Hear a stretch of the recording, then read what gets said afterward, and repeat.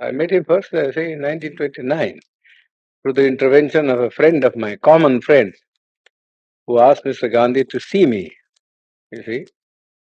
And so Mr. Gandhi wrote to me saying that he would like to see me. So I went and saw him. That was just before going to the Roundtable Conference. And then he came to the second Roundtable Conference, didn't come for the first.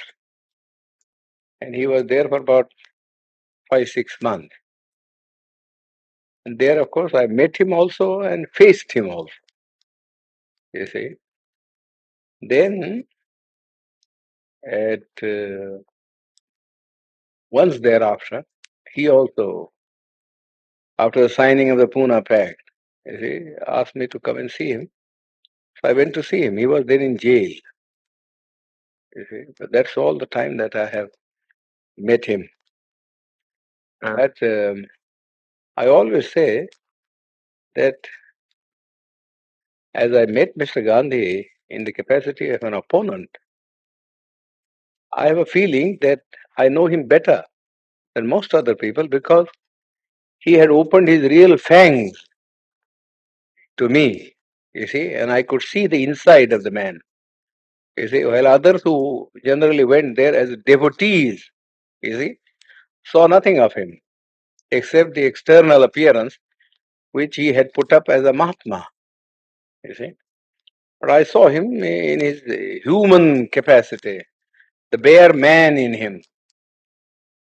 And so I say that I understand him better, you see, than most of the people who have associated themselves with him can say. So how would you sum up what you found? Well, I must say at the outset that I feel quite surprised, you see, at the interest which the outside world, Western world particularly, seems to be taking in Mr. Gandhi. I cannot understand that. You see. So far as India is concerned, he was, in my judgment, you see, an episode in the history of India, never an epoch maker. Gandhi has already vanished from the memory of the people in this country. His memory is kept up because the Congress party annually, if he gives a holiday, either on his birthday or some other day connected with some event in his life, and has a celebration every year going on for 7 days in a week. Naturally, people's memory is revived. But if these artificial respirations were not given, I think Gandhi would be long, long forgotten. You don't feel then that he fundamentally changed the aspect of Not at all. India? Not at all. In fact, he was all the time double dealing. He conducted 2 papers, one in English, the Harijan, you see, and before that, Young India. And in Gujarati, he conducted another paper, you see, which is called the Deen Bandhu or something like that. Now, if you read the 2 papers, you will see how Mr. Gandhi was deceiving the people. In the English paper, he posed himself as an opponent of the caste system and of untouchability, you see, and that he was a Democrat. But if you read his Gujarati magazine, you see, a more orthodox man. He has been supporting the caste system, the Varnashram Dharma, and all the orthodox dogmas, you see, which has kept India down, you see, all through ages. In fact, somebody ought to write Mr. Gandhi's biography by making a comparative study of the statements made by Mr. Gandhi in his Harijan and the statements made by Mr. Gandhi in this Gujarati paper. There are 7 volumes of it. You see?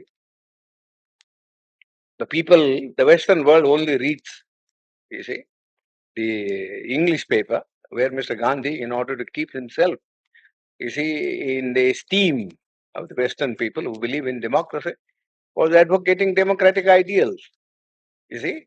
But you got to see also what he actually talked to the people in his vernacular paper. Nobody seems to have made any reference. All the biographies that have been written of him, you see, are based upon his Harijan, you see, and the young India, but not upon the Gujarati writings of Mr. Gandhi. Then what were his real intentions with regard to the scheduled caste in the structure? Well, he only wanted, you see, there are two things about the scheduled caste. We want untouchability to be abolished, you see, but we also want, you see, that we must be given equal opportunities, you see, so that we may rise to the level of the other classes. Mere washing off of untouchability is of no consequence. We have been carrying on with untouchability for the last 2000 years. Nobody has bothered about it. You see, nobody has bothered about it. Yes, there are uh, some disabilities which are very harmful. For instance, people can't take water, and people can't have land, you see, to cultivate and earn their livelihood. But the other things which are far more important, you see, namely that they should have the same status, you see, in the country, and that they should have the opportunity to hold high offices, so that not only their dignity will rise, but also they will get what I call strategic positions from which they could protect their own people. Mr. Gandhi was totally opposed. Totally opposed. You see?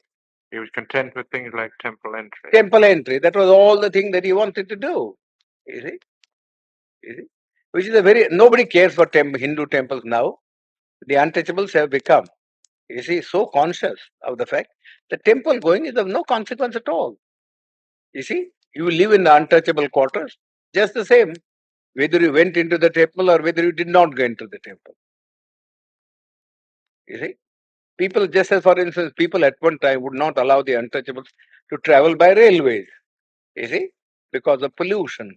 You see, but now they don't mind because the railways won't make any separate arrangement. But because they travel together in the train, it doesn't follow, you see, that their life in the villages vis-a-vis the Hindus has in any sense changed. You see, whenever the Hindu and the untouchable alights at a railway train, you see, they assume their old robes. You see, So you would say Gandhi was an orthodox Hindu. yes, he was absolutely an orthodox Hindu. You see, he was never a reformer. You see, And he has no dynamics in him. You see, all this talk about untouchability was just for the purpose of making the untouchables drawn into the Congress. That was one thing. You see, and secondly, you see, he wanted that the untouchables should not oppose his movement, you see, of Swaraj. You see, I don't think beyond that he had any real motive of uplift. You see, he wasn't like Garrison in the United States who fought for the Negroes. and then do you think that political independence would have come without Gandhi? Yes, I'm sure about it. It might have been in slow degrees, but I personally myself think that if Swaraj had come in slow degrees in India, it would have profited the people better. You see, for each community or each group, you see, which is suffering from many of these disabilities, you see, would have been able to consolidate itself at each stage of the transfer of power from the British. You see, today the whole thing came as a flood. You see, people were unprepared. And I always think that the Labour Party has been the most stupid party in England. Too impatient, or the Congress Party was he? Personally, I do not know how suddenly Mr. Attlee agreed, you see, to give independence. That's a matter of secret which Mr. Attlee one day, I think, will disclose in his autobiography. How he came to do that, you see, because nobody ever expected. It is such a sudden change of front. Nobody ever expected. It seems to me, from the analysis that I make about it, there are two things which I think led, you see, to the Labour Party to take this decision. One is the national army that was raised by Subhash Chandra Bose. The British had been ruling this country in the firm belief that whatever may happen, you see, in this country, and whatever the politician may do, you see, they will never be able you see, to change the loyalty of the soldier. That was the one prop on which they were carrying on their administration. Now that thing was completely dashed to pieces. You see, when they found that even the soldier was being seduced, you see, and to form a party or a battalion to blow off the British. Then I think the British came to the conclusion that if they were to rule India, the only basis on which they could rule was the maintenance of the British Army, going back to the year 1857, when the Indian soldier rebelled against the East India Company. And they found that it would never be possible for the British to supply India with enough European troops, you see, to keep their hold on it.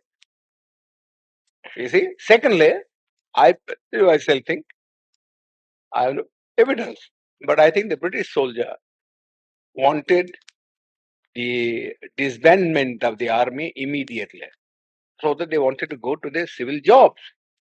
You see, the gradual, you know how much indignation there was at this gradual disbandment of the army, because those who were not disbanded felt that those who were disbanded were going to take their jobs. What's going to happen to them? You see, therefore they could not, you see, think of having enough of a British army to keep India down. You see, and besides, they had thought, I think, thirdly, that after all, what they gained from India was commerce, and not so much the uh, civil servant salary or the army income. They were small things, and they had better be sacrificed for the sake of keeping something which was much more profitable, namely trade and commerce. Because whether India remained independent or India became, I mean, accepted dominion status or something lesser than that, you see, the trade and commerce would go on just the same. I think, personally, myself, I have no authority for that. But that is the way the work, the mind of the Labour Party turned. Now, casting your mind back to the Pune attack, the Yorubda attack, Yeah. can you remember a little of what Gandhi said to you and what you said to him? Oh, on this occasion? I know it very well. I know it very well. You see, the British government had, in the original award which MacDonald had given, you see, had accepted my suggestion. I said, look here, the Hindus want, you see, that there should be a common electorate, so that there will be no separatist feeling between the scheduled caste and the Hindus. We think that if you have a common electorate, we would be submerged, you see, and the nominees of the scheduled caste who would be elected, who would be really slaves of the Hindus, not independent people. Now, I told Mr. Ramsay MacDonald that this is a sort of a thing, you see, that he might do. Give us a separate electorate, you see, give us a separate electorate, and also give us a second vote in the general election, you see, so that Gandhi cannot say that we are separated in point of election.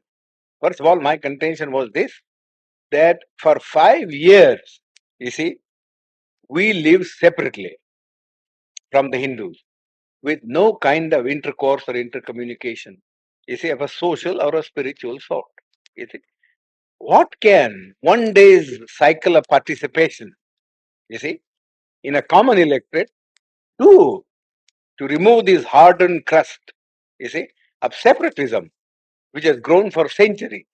It's a foolish thing to think that if two people vote together, you see, in a common polling booth, you see, that their hearts are going to change. It's nothing of the kind. Mr. Gandhi has got this madness in him. Well, let this be satisfied, you see, by this kind of a system. Give the untouchables 2 votes, you see, and give them a population representation of ratio, so that the weightage would be in terms of votes and not in terms of representatives, so that the Gandhi and others may not complain. You see, that Ramsay MacDonald accepted. You see, the award was really my suggestion.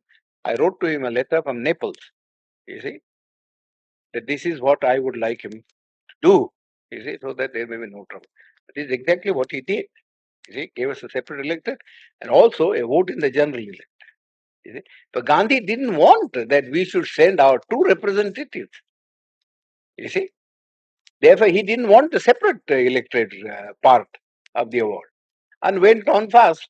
You see, went on fast. Then they all came to me. They said, well, the British government said, if he agrees, you see, to abandon the award, then we have no objection. You see, but we can't abandon the award ourselves. We have given the award. We have taken all things into consideration, and we think this is the basis. You have to read Ramsay MacDonald's letter. It's a very clear statement that we haven't done anything to aggravate the separation. You see, in fact, we are trying to bridge it up by bringing the two sections together in a common electoral roll. But Gandhi's object was that we should not get, you see, free, independent representation.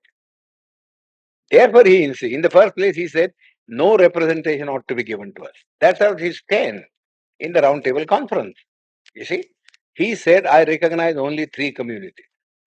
You see, namely Hindus, you see, Muslims, and Sikhs. These are the only three communities that will have a political recognition, you see, in the constitution. You see, but the Christians or the Anglo-Indians or the scheduled caste will have no place in the constitution. They must merge themselves in the general community. That was the stand that he had taken. Well, all his friends, I know, you see, were asking him how foolish was his attitude. You see, his own friends had quarreled with him on this subject.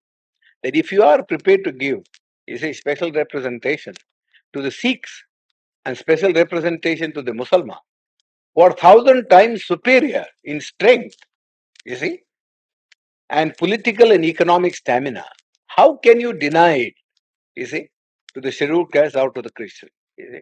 He always used to say, oh, you don't understand our problem. You see, that's all he was saying. Alexander, even, who was a great friend of his, had a serious quarrel with him, as he told me. Then the French woman who was his disciple, I forget her name now, you see, she also had a great quarrel with him. That we don't understand this attitude. Either you say we won't give anything to anybody, let there be just a common role. You see, then we can understand that that's a democratic thing. You see, but to go on saying that you will give it to the Muslim, you see, and you give it to the Sikhs, you see, but not to the scheduled caste, seems absurd. You see, he could give no answer. He could give no answer. So we suggested this method. He also didn't in the first beginning. In the beginning, when he wrote about the Ramsay, he said no, the scheduled caste should have nothing, no representation. You see. Then his own friend said to him, "This was asking for too much. You see, nobody would support you in this matter." Then Malviya and others came to me and said, "Well, could you not help us to solve this problem?" You see, I said, "Well, I don't want to solve this problem by sacrificing what we have been able to get from the British Premier." So you went to As I said, I suggested the alternative formula. I am not prepared to give up the separate electorate, but I'm prepared, you see, to modify the thing. You see, in this way, namely, that the candidates who would stand in the final election on behalf of the scheduled caste should be first elected by the scheduled caste themselves, sort of a primary election, you see, and that they should elect four people, you see, four. And the four then should stand in the general electorate, you see, and let the best one come, you see, so that we get some assurance that you don't put up, you see, your own nominees, you see, but that we do get people who will express our voice in the parliament. That Mr. Gandhi had to accept, so he accepted that. You see, of course, we had the benefit of it only in one election in 1937. You see, there you will see that the federation swept the poll. Gandhi was not able to get a single candidate of his party elect. Well, did he bargain very hard at the end of his part? Oh, of course, he bargained and bargained. I said nothing doing. You see, I'm prepared to save your life. You see, provided you do not make hard terms. You see, but I'm not going to save your life at the cost of the life of my people. You see, this is too much. How much I have labored. You see, in all this, I know very well, and I'm not going to sacrifice your whim. I sacrifice our people's interest just for the sake of satisfying. Yours is a whim. You see, how can one day's common election alter the situation? Simply cannot alter the situation. So what did he say to that? He couldn't say anything. You see, he couldn't say. He was very much afraid, you see, that the Shirur caste would be a sort of as independent a body as the Sikhs and the Muslims were. And that the Hindus would be left alone to fight a battle against the combination of these three sections. That was what was at the back of his mind. And he didn't want the Hindus to be left without any allies.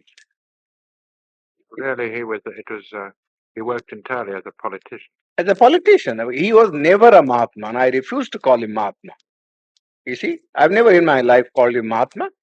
He doesn't deserve that title, not even from the point of view of his morality.